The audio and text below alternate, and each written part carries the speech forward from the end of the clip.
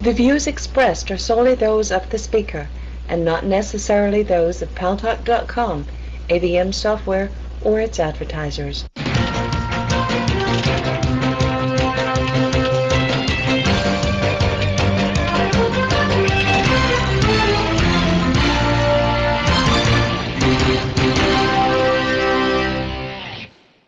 And News Talk is online. News Talk is a production of Paltalk.com, the largest multimedia interactive program on the internet with over 4 million unique users.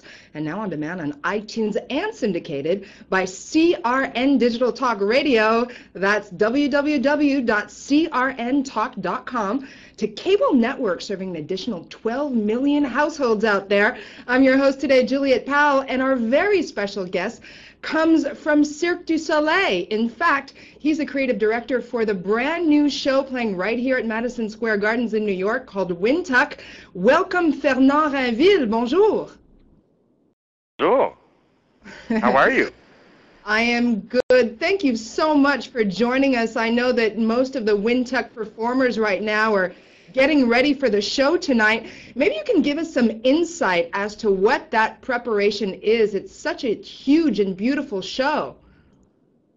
Well, most artists will be, at this point, it's almost 6 o'clock. There's some of them are resting because they had a performance this afternoon. And most will start getting their retouches on their makeups and start warming up. Usually a lot of these performers have to go through a certain warm-up period for about goes from 15 to half an hour, depending on what number they're doing, and then it's just rallying around, getting focused, getting concentrated, and that's because it's our second presentation today. But when it comes down to the first show, it's usually an hour and a half before the show they start prepping. It's incredible to know how much work goes into a show like Wintuk, but this one is very particular, isn't it? I believe it was created for Madison Square Garden here in New York, and we're very curious to know about that whole creative process. Can you take us through that creative process from the writing of the show, the inspiration that is New York, and then actually getting to the point where performers are on stage at Madison Square Garden? Well, it's a process that's similar to all the Cirque shows. Actually, this one is called a fast-track project because the contract with Madison Square Garden was actually signed on November 1st or somewhere around those lines, 2006. So we had a year to put this show together. The creative content of the show was demanded by Guy Laliberté, who asked us to think out a winter-themed show. It's a show that would be a joyful moment for family audience, a show that could play in that season where there's a lot of Christmassy things around, but we wanted to do a non-secular show, a show that was not about Santa Claus and was not about a religious celebration. So with Richard Blackburn, the puppeteer director, who's an expert on huge puppets. He has a theater in Upton, which is a small town north of Montreal. He's been working for over 30 years now with these huge puppets in his theater, and it was an interesting idea to try to do something with puppets, integrating them into the storyline. So Richard came up with a first concept, which was to tell a story, a very simple story, the story of a young boy asking questions. And a big question he's asking is where's the snow? He's sort of asking a question fundamentally about what's happening with the weather. You know, that was our big thing. And we started discussing about what was the celebration before Christianity and before capitalism. What was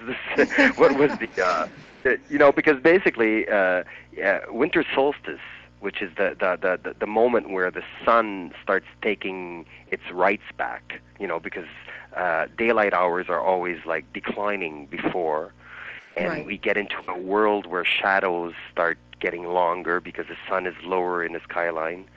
and we start getting less light. And in primitive peoples, and maybe 4,000 or 5,000 years ago, there was always this celebration around the 21st of December where people would celebrate the return of the light, the return of the sun's full strength. You know, so that was an interesting idea, to try to celebrate the winter solstice and come back to something more pagan as a celebration.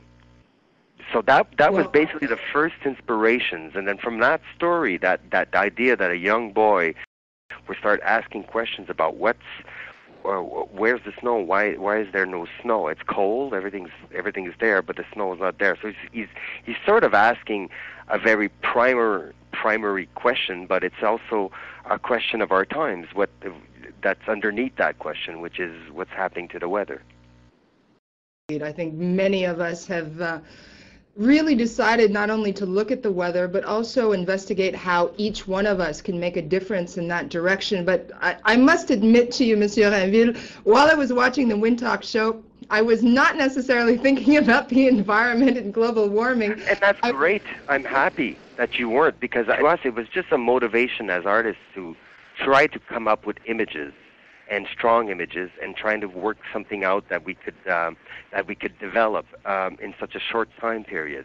What we decided to do was try to imagine a story where a young boy in a city situation, circus comes to the city, and then from the city we go to an imaginary world.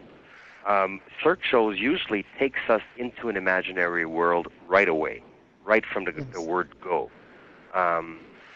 This time we sort of went, let's try to go from imagination, in a sense that we do have interactions with puppets that talk, and we have lampposts that sing right at the beginning of the show, and we have these huge puppet dogs, and to meet an imaginary character, and then go into this invented land that we call Wintuk in the second act, where we meet an imaginary Norton people and get into some sort of mythology around that, and go into highlights of performance and so on. But basically, the idea was to try to do a city setting and try to create performance happening around the cityscape. That idea. So for the first time, we started working with extreme sports, if you want, the idea of rollerblades and roller skating and skateboard artists and trial bikes. Things that are more particular to a city setting.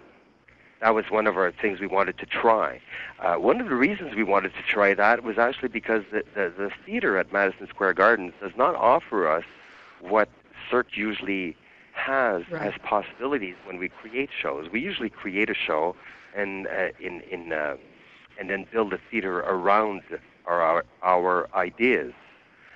This time, frankly, I think you did a it's very different job. because the Madison Square Garden's theater, the WAMU, which has been totally revamped and new seats and repainted, and we just shined it up a bit, but we could not change the fact that it has 24 feet ceilings on it. Mm-hmm.